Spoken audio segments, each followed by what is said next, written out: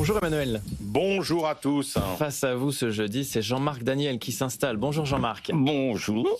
Merci à tous les deux d'être là. Notre sujet aujourd'hui, les Français qui voient de moins en moins l'Allemagne comme un modèle industriel. En tout cas, c'est ce que nous dit un baromètre réalisé par Odoxa JP. 56%, alors ça reste quand même important, des Français pensent que l'Allemagne pourrait constituer un modèle économique et social pour la France. Seulement voilà, ils étaient 62% en 2012. Emmanuel, pour vous, les Allemands, ils ont perdu la vista ?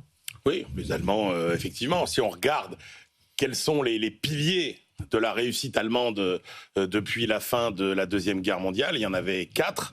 Il y avait le parapluie militaire américain qui leur a évité quand même des dépenses considérables de défense. Il y avait l'énergie bon marché, notamment après s'être jeté dans les bras des Russes il y a une vingtaine d'années pour avoir du gaz pas cher.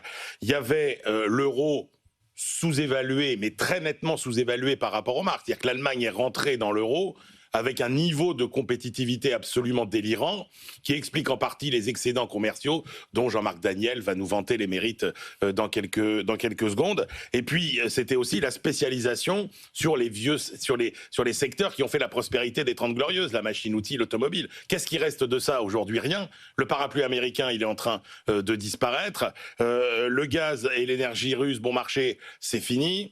L'euro est en train de monter fortement par rapport au dollar, et en plus les secteurs qui ont fait les 30 glorieuses, ils sont complètement bouleversés. Prenez l'automobile avec ce qui vient de Chine. Donc c'est pas le petit plan, non, c'est pas l'ambitieux sur le papier plan de relance de Monsieur Merz qui réussira à relancer l'Allemagne. Ça la maintiendra peut-être à flot, mais l'Allemagne, c'est un modèle qui aujourd'hui doit être revu de fond en comble. À vous entendre, Emmanuel Le Chypre, l'Allemagne a fait que des mauvais choix.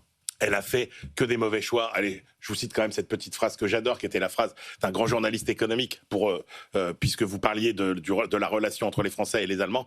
C'était Jean Boissonnat qui avait une phrase merveilleuse. Il disait « Les Allemands aiment les Français alors que les Français voudraient qu'on les admire, et les Français admirent les Allemands alors que les Allemands voudraient qu'on les aime. » Voilà.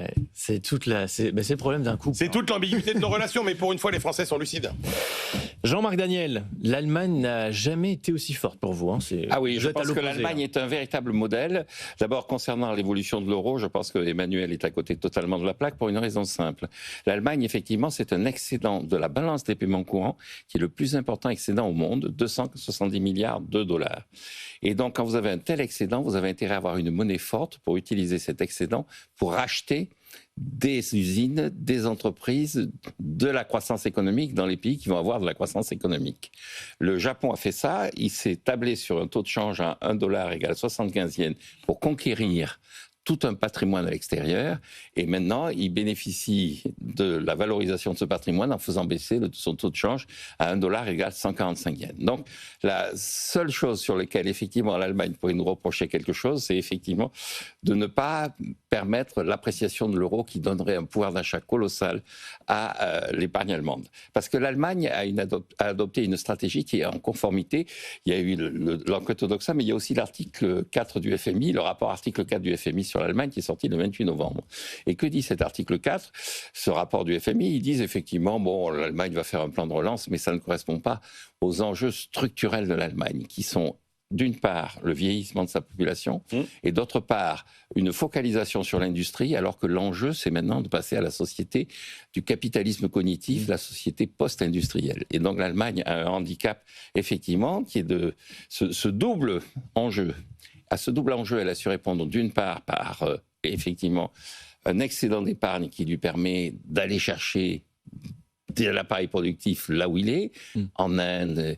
Et elle répond non seulement en créant un lien avec ces pays qui sont émergents, mais elle crée un lien intellectuel et culturel. Il y a un autre indicateur que mettent en avant un certain nombre de spécialistes, c'est le nombre d'étudiants étrangers dans un pays.